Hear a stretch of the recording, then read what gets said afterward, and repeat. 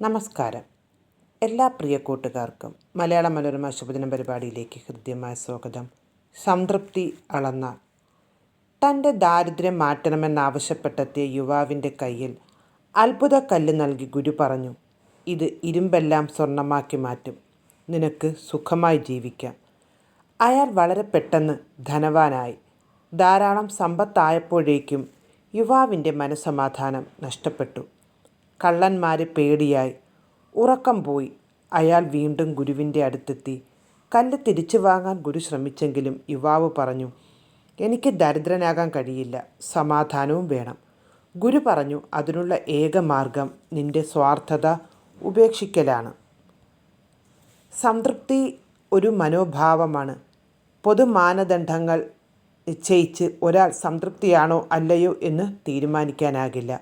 സ്വയം രൂപപ്പെടുത്തുന്ന അളവുകോലുകളാണ് ഓരോരുത്തരുടെയും സംതൃപ്തി തീരുമാനിക്കുന്നത്. മണിമാളികയിൽ താമസിച്ചിട്ടും സന്തോഷമില്ലാത്തവരും വഴിയരികിൽ അന്തിയുറങ്ങിയിട്ടും തൃപ്തിയുള്ളവരുമുണ്ട്. അസംതൃപ്തിയുടെ മറുവശമാണ് സ്വാർത്ഥത. ഒന്നു കൂടുന്നതിനനുസരിച്ച് മറ്റേതും വർദ്ധിക്കും. ഇല്ലാത്തതെന്തെങ്കിലും നേടിക്കഴിഞ്ഞാൽ തൃപ്തനാകും എന്നത് തെറ്റിദ്ധാരണയാണ്.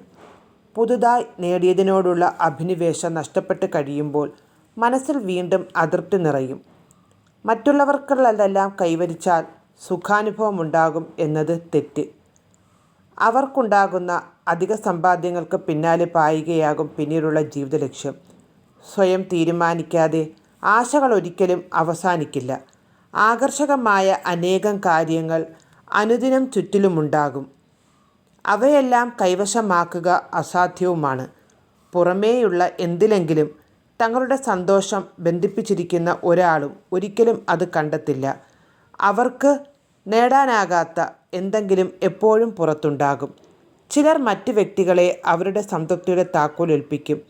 തങ്ങൾ ഉദ്ദേശിക്കുന്ന പോലെ അവർ പെരുമാറിയാൽ ആനന്ദഭരിതരാകും, അല്ലെങ്കിൽ നിരാശരും നിസ്സംഗരുമാകും. എല്ലാം ഉള്ളപ്പോഴും ഒന്നുമില്ലാത്തപ്പോഴും ഒരേ മാനസിക നില പുലർത്താനാകുന്നവർ മാത്രമാണ് എപ്പോഴും സംതൃപ്തരാകുക. നേരുന്നു ശുഭദിനം. സ്നേഹത്തോടെ ഷഹീൻ എസ്. നന്ദി. നമസ്കാരം.